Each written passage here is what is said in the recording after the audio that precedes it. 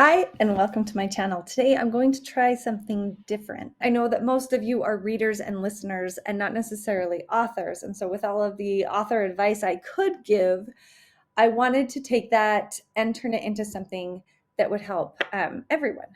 I want to help you write your story. And I'm not talking about the novel that's in your heart. I am talking about your actual story. So as an author, I've written over 100 fictional love stories.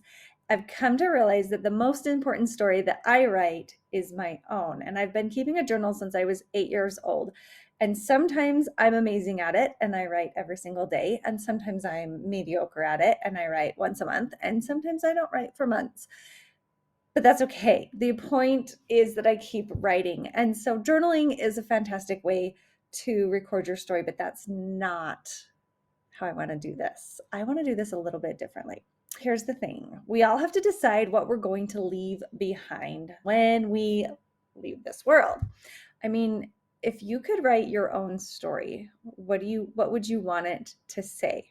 The fact of the matter is, every single day, we are all writing our own stories. Every choice we make, every word we say is written in our book of life. And if we want to get really deep and think about that, it's a conversation for another day. But what we're here to talk about is recording, writing down, or typing up whatever best suits you, your stories. And here's why this is important. Nobody else is in your head. I mean, what happens in our world is filtered through our past, our present, our subconscious, and our conscious minds.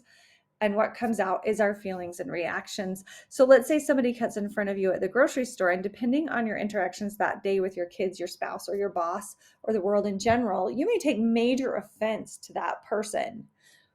Or you may give grace and let it slide. Either way, the whole thing plays out in your head before you ever say a word. And it happens like that. It's so fast, but they're all happening in our mind. These are your stories to tell. No one knows why you cheated on that spelling test in the third grade, or the compassion in your heart when you gave half of your lunch to a friend who didn't have one that day. The memory of you can be erased over time as the people who knew you pass on. For example, my husband's grandmother is in the process of passing away right now. And I think about the link that she is in our family. She knew and has very vivid memories of people who were born in the 1800s. But when she goes, those memories go with her and we're left without them. So she's written down quite a bit, and there's been a lot of recording done over the years that I'm incredibly grateful for. Eventually, if we don't write down our stories, we just become a name and a few dates carved into stone. If those are the only words you leave behind, will it be enough for you? It's something to think about, because you are incredible. Yes, you. I talked to a woman the other day who thought she wasn't anything special. Her biggest worry at the moment was that her granddaughter struggled with reading. And she said, "Who cares about that stuff? Why would I write about it?" Your granddaughter cares, because wouldn't you love to see yourself through your grandmother's eyes by reading her journal? You're worth knowing, and even quiet lives make an impact on the world around them. Maybe you didn't blow things up in this world, but I'll bet you built them up. Even recording a few personal details can leave a lasting impression. So I invite you to join me here on my channel every Thursday in May to start recording your stories. So it's every Thursday at 10 a.m. Mountain Standard Time. I promise it's going to be a lot easier than you think it will. We'll start with an introduction to the day's topics, and I'll have a couple for you to choose from, and then we'll settle in to write for about 25 minutes. When I write fiction, I do 25-minute sprints, and then I'll take a 5 to 10-minute break, and then I'll come back and write for another 25 minutes, because our minds can generally focus on a task for about 25 minutes. At the end, we'll wrap things up, and I'll leave you with a topic that you can work on for the week if you'd like. I can't wait to read your comments and know how it's going for you. It'll be like having an accountability partner here to help us be able to record these stories. If you miss a week, no problem. Just pick up where you left off. I promise you, this can change your life now, because there's something about looking back and telling the story that helps us to be able to find meaning in our lives. There is power in storytelling, and there's power for the storyteller, and there's power for the one who hears it. So that power will be effective in your life almost immediately. You're going to need a place to record your stories. For some, it'll be easier to type on a laptop or computer, but I'm going to advocate for a paper and pencil because there's something that actually happens in the brain when you put a pen to paper. Research published in the Journal of Frontiers in Behavioral Neuroscience said there was a study done. They took 3 groups of people.